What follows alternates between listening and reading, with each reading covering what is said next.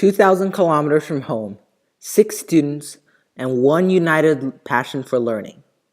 We are the Superior Microcampus group. One of our projects we complete here in Xizhou is the Inquiry Project, where we investigate an area of high personal interest. My topic is the preservation of the flying tiger's history.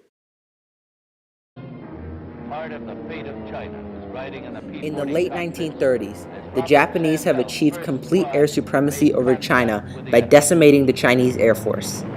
Clearly Shanat came to China's aid, and the first American volunteer group, better known publicly as the Flying Tigers, was born. Denied the finest fighting equipment, they often fought outnumbered to protect China's lifeline, the Burma Road, from Japanese onslaught. In order to investigate this topic, one must consider the thoughts of someone who remembers the Flying Tigers, someone who has heard or read about the Flying Tigers, and someone who actively preserves history.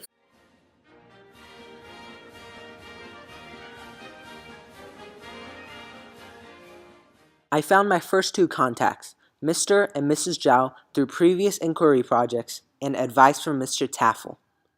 They live in Jishanyi, a village that was the home to the Flying Tigers during their time in Xizhou.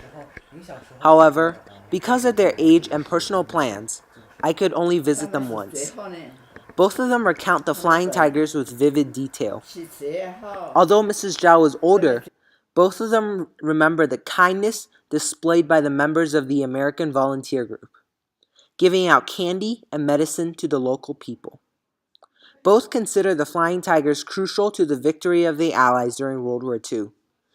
During the war, the Flying Tigers mounted a radar on the roof of Mr. Zhao's house to guide cargo planes that fly several times every day over the Himalayas, or the Hump as it came to be known.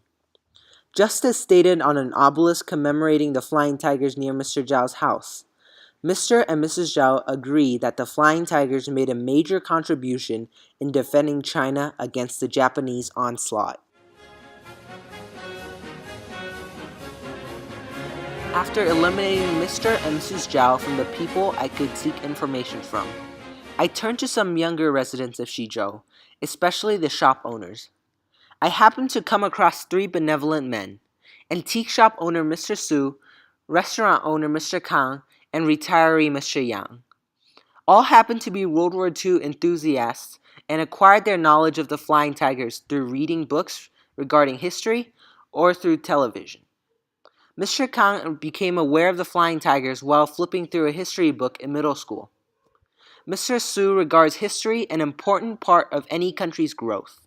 A country that does not value its history will not be able to thrive. Mr. Kang says he will definitely tell his children about the legacy of the Flying Tigers. He believes that the Chinese government and people should be very grateful about the assistance by the Americans during World War II. Although he did not experience the Flying Tigers' times, Mr. Yang's parents told him about the heroic American group.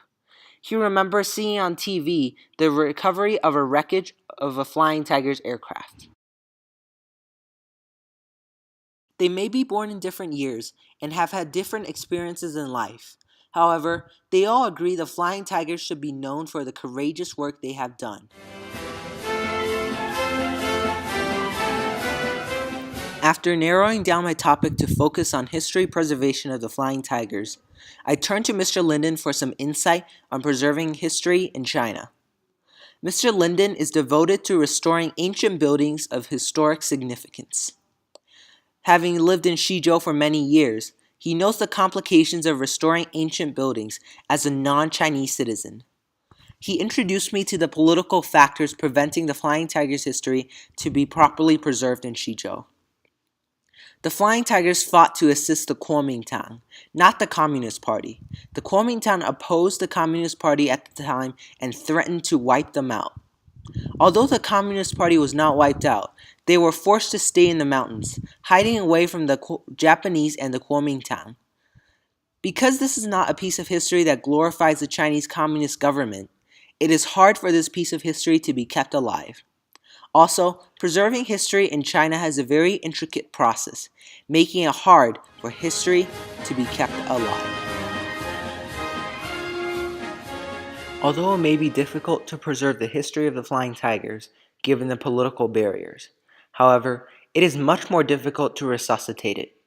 As the years pass, the memories of the Flying Tigers will only fade away more. Mr. Su says that no one can rewrite or deny history, no matter how many centuries has passed.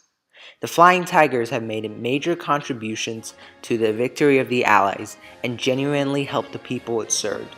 Is it finally time to repay their gratitude by telling their story?